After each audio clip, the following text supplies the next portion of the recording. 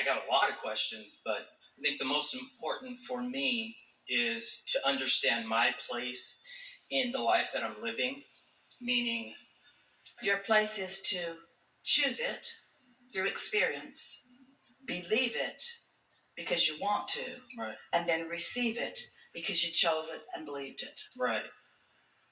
It sounds simplistic, but that is it. Right. Choose it, practice believing it, and then enjoy its unfolding. And the enjoying its unfolding is key because as it's unfolding, it isn't yet. As it's unfolding, it isn't yet. And if your eye is on the isn't, then you slow down the unfolding and you don't take pleasure in that. Can you hear us when we say the things you want only because it's fun to be on your way to them? You don't know that because you think that getting there is what's fun. But that's because you haven't let it be fun like it can be fun. Yes, I can feel that. Now ask that question again. It's that question again. What am I supposed to be doing? You moved on before you let it settle in. Oh, now it's a little different. The question's a little different. Now what is it? It's a feeling like, what am I supposed to be doing? You're supposed to be doing things that are satisfying to you. Right.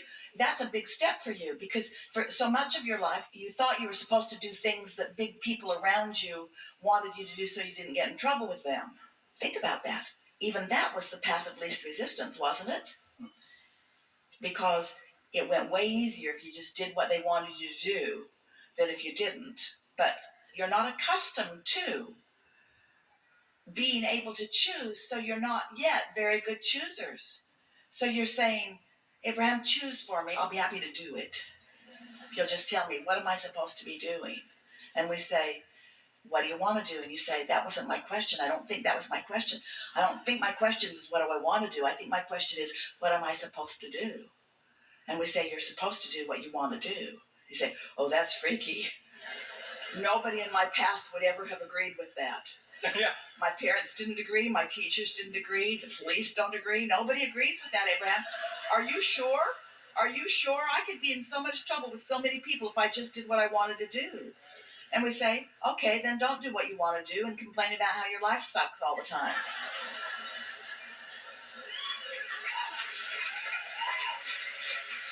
The universe will cooperate with your clear thought. It's only your contradicted thought that causes you trouble. Yeah, it feels like the spirit in me is really, really powerful, but at the same time, I'm crushing that. But it's because of the old. Let's say that different. That spirit within you is very, very powerful, and that spirit within you is very, very much focused upon the things that you've been saying that you want all along. But your contradictory thought holds you in contradiction to that, and that's why the crushing word comes into it. You're not crushing anyone. You're just slowing down your fun. Can you lighten up a little bit? Can you just lighten up a little bit? Esther is one of the most willing and able aligners with the energy of source that we've ever known. And she got such an important message. Why don't you move your furniture around in your living room? And you think, shouldn't there be more? And we say, give it a chance. You're in this world. These things that surround you are full of the potential for the satisfying of your reason for being here. We think that what we're pointing out to you is that you may not, you must not, you probably don't really trust your reason for being here. You don't know your importance. You don't know your true value. And that's what your question is about. I'm trying to find my value. What am I supposed to do? And when someone who professes to be with source energy and off source energy says, you're supposed to have fun, you go, I'm pretty sure that's not right. Because I've wanted to have a lot of fun, and other people that seemed wiser than me did not ever agree that that was my reason for being here. And we say, they were wrong. They were wrong. They'd already lost their connection with source energy. Watch the little ones. Watch the beasts of your planet. Watch the truly inspired, you see. So what am I supposed to do? The specific answer to that important question is, what you most feel most satisfaction in right here and now where you are, because you can't perform other than in this moment. All of your power is here and now. And so focus on the things that feel the best, say the things that feel the best. By that we mean the most satisfying. Do the things that feel the most satisfying. This is all you got right now. All you have is right now. This is where your point of focus is, which means this is where your power is, which means this is where the junction between you and you are. So here's a good way of addressing this. So let's say that you're going to a meeting with someone. Maybe it's a romantic meeting, maybe it's a business meeting, maybe it's friendship, doesn't matter. You're coming to a table where you're going to co-create. And every moment is like that. Every moment is one of those meetings. And we want you to just contemplate, what am I bringing to the meeting? Which means, what's my mood? What's my attitude? Who am I vibrationally as I come to this meeting? Because who you are in the meeting represents everything that you will have in this rendezvous, you see. I recognize that. I recognize that the belief in it is there. Let's make it practical. Yeah. Let's say that there are some people that are going to get together. Let's say it's a family. Many of you can relate to that. So there's some generations that are going to converge. There's some grandkids, and there's some kids, and there's some grandparents, let's say. They're converging for something. And they're all bringing whoever they are to the meeting. So let's say the children are playful. That's what they're bringing to the meeting. So they're tuned in, tapped in, turned on. And let's say mother is bringing worry because she's been focused on not enough money. And dad's coming too. And mother is also bringing her resentment of dad because he doesn't worry about money and he should. And then grandma and grandpa are coming, and they are just glad that they're out of this family because they bicker all the time.